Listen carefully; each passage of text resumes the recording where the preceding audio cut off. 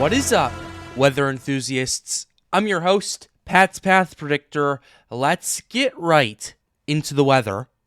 Alright, so this is the situation we have right here. The Day 3 outlook is now out. We have a slight risk issued from Oklahoma all the way to the U.S.-Mexico border almost, affecting 4 million people from Fort Worth to Arlington, to Pollino, to Carlton, to Albany, Texas right here. So something we have to pay attention to. Also, take a look at this generic thunderstorm. This expands all the way from the U.S.-Mexico border all the way to Pennsylvania and New Jersey. And the reason for this is because there's a massive moist air advection that's going to be going through, causing thunderstorms across all of these areas. So let's go ahead and show you that first real quickly. Let's go ahead and show you the dew point temperature as we continue to talk about this. This is basically how it's starting. This is from the 6Z run of the North American model. As you can see, this whole thing is already starting to happen. I apologize for the mic hit, but this is what we have. This moist air is really starting to ramp up. It's going to continue spreading tomorrow, and as we continue to take a look at this right here, we're looking at dew points across a lot of these areas right here.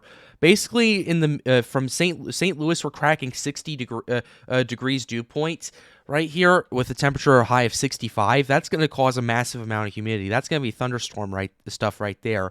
And if we take a look at the parts of the East Coast as well, part of the Mid-Atlantic right here, that moist air advection, it eventually gets up to the dew point of the mid to high 50s right here. And considering the temperatures like 56 over here, 65 over here, those humidities are definitely going to be up in the upper 80, 90 percentile range right there.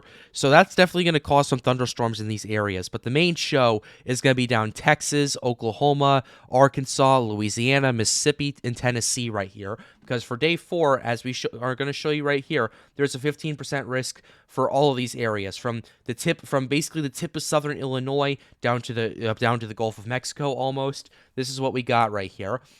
And this, once again, includes a lot of the big city areas right there. 11 million people are potentially getting impacted by this.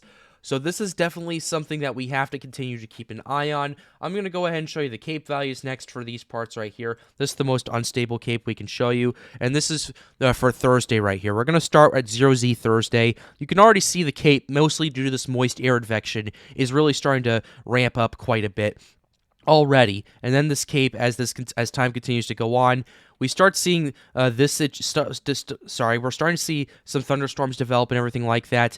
Then we look at this. I wanted to show you this real quickly because last night I did see a couple of readings of 3,000 joules per kilogram, but now we are starting, according to the North American model, we're getting our first readings of 3,000 joule per kilogram values right here of CAPE.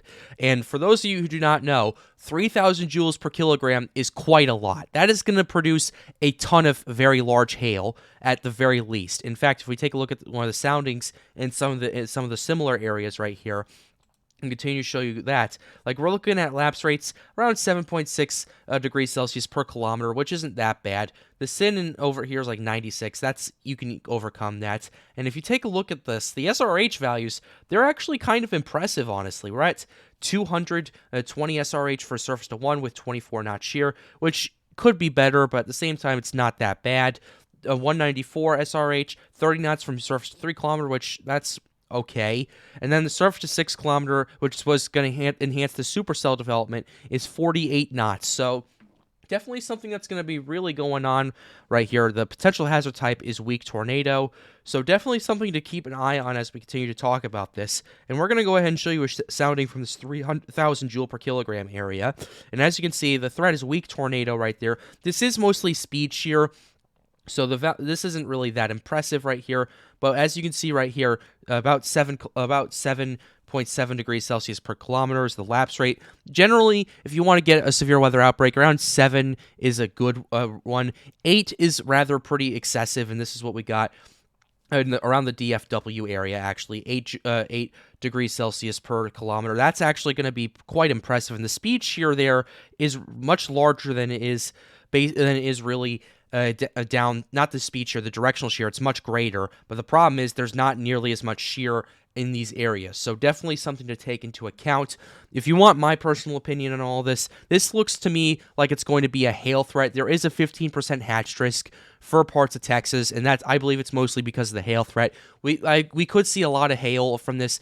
Hail of greater than 2 inches in diameter is not out of the question. Honestly, that's something I would expect in the next couple of days, and we'll continue to update you here on the Pat's Path Predictor channel. But with that being said, we're going to go ahead and wrap up this video. I hope you enjoyed it. Be sure to leave a like and subscribe to the channel if you are new. It helps me out and helps me make more videos like these. The goal of this channel is to get more people engaged with weather.